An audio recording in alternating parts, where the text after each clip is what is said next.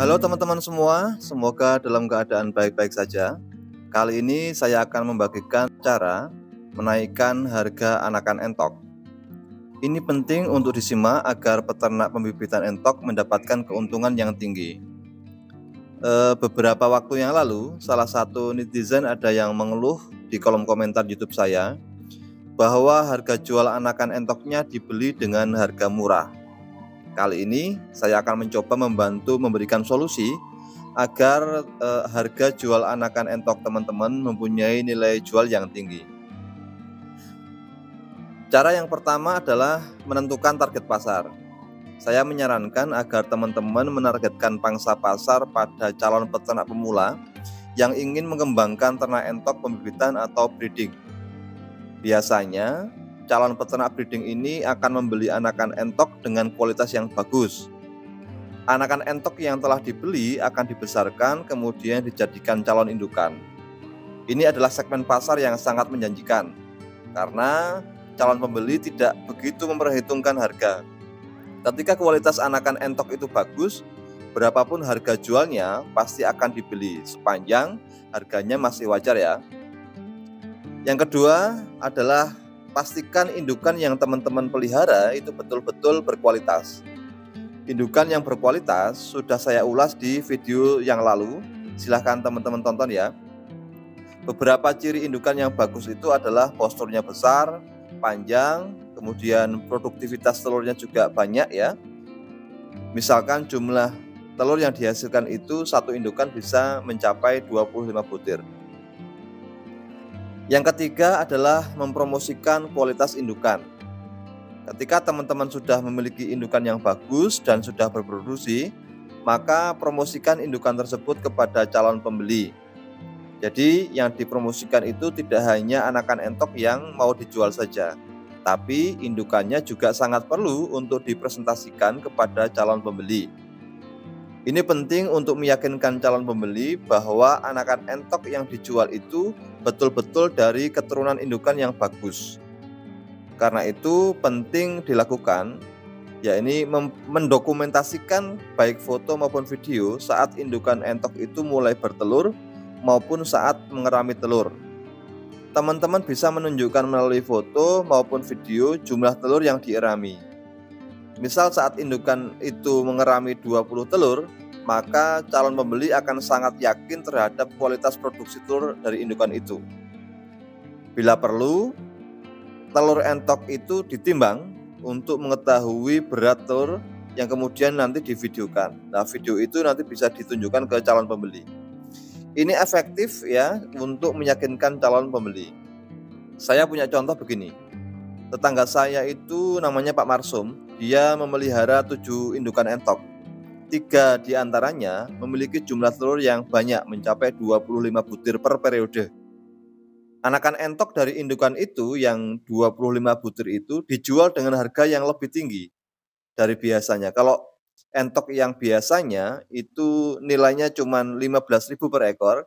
Nah, khusus dari anakan entok dari indukan yang punya kualitas jumlah telur yang banyak itu dijual sekitar 20 sampai 25.000 per ekor. Jenis yang dipelihara Pak Marsum ini adalah jenis rambon biasa ya, bukan rambon hias. Jadi ini sangat menarik untuk dicontoh ya. Bila teman-teman menyilangkan indukan rambon dengan pejantan keturunan jumbo juga bisa ditunjukkan ke calon pembeli. Yakinkan ke calon pembeli bahwa anakan yang dihasilkan itu pertumbuhannya akan lebih cepat dari biasanya. Yang keempat adalah melakukan riset kecil-kecilan atau penelitian kecil-kecilan. Teman-teman perlu mencoba membesarkan anakan dari hasil indukan teman-teman untuk mengetahui apakah anakan itu bisa tumbuh besar atau tidak. Catat semua perkembangan saat melakukan penelitian ini, mulai dari jumlah pakan sampai usia 4 bulan. Teman-teman juga perlu melakukan penimbangan setiap minggunya untuk mengetahui berat yang dihasilkan. Catat atau videokan hasil riset itu secara rutin. Hasil riset ini nantinya akan sangat berguna untuk meyakinkan calon pembeli. Riset ini hanya perlu teman-teman lakukan 1 atau 2 kali saja, itu sudah cukup. Yang penting teman-teman sudah bisa memahami atau bisa memastikan bahwa hasil dari breeding teman-teman itu betul-betul berkualitas baik. Ini penting dilakukan untuk menaikkan branding produk ternak teman-teman. Riset ini biasanya dilakukan para peternak ayam Bangkok. Sebelum dia menjual anakan ayamnya, biasanya mereka akan memelihara anakan sendiri untuk dibesarkan. Setelah besar, dia akan melatih anakan itu hingga menjadi ayam petarung. Saat hasil ternaknya ini berkualitas bagus, maka dia akan dengan mudah mempromosikan hasil ternaknya dengan harga yang tinggi. Yang kelima adalah gunakan kandang sistem sekat. Kandang sistem sekat ini akan memudahkan teman-teman untuk mengontrol indukan entok. Konsumen juga akan lebih percaya tentang riwayat genetik dari anakan entok itu. Bila teman-teman menggunakan sistem koloni dalam jumlah yang banyak, misalkan satu petak itu diisi 30 betina, kemudian 10 bejantan, maka teman-teman tidak bisa memastikan indukan betina yang bertelur ini dikawini dengan pejantan yang mana. Sehingga riwayat genetik tidak bisa dikontrol. Kandang sistem sekat ini satu petak bisa teman-teman isi 5 betina dan 1 bejantan.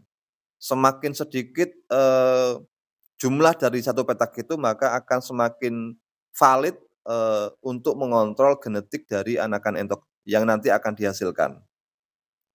Kemudian yang terakhir adalah yang keenam, teman-teman perlu membuat modul atau tulisan atau catatan tentang tata cara perawatan anakan entok.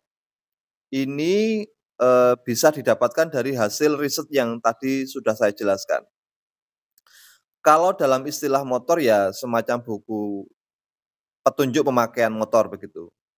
Catatan ini bisa dibagikan kepada calon pembeli yang baru tahap mencoba atau pemula agar hasil anakan entok yang dia pelihara bisa tumbuh besar ya, tumbuh sehat. Sebab peternak pemula masih minim informasi tentang tata cara perawatan anak entok, sehingga membutuhkan bimbingan dari teman-teman yang sudah lama berproses. Maka bimbinglah mereka sampai kemudian sukses, agar mereka nanti tidak kapok. Saat mereka sukses, maka mereka tidak akan melupakan jasa teman-teman semua dan pasti akan ikut membantu pemasaran ternak teman-teman. Prinsip yang harus dipegang adalah sukses bareng-bareng. Begitu ya teman-teman, semoga video kali ini bermanfaat. Sekian, sampai jumpa di video berikutnya.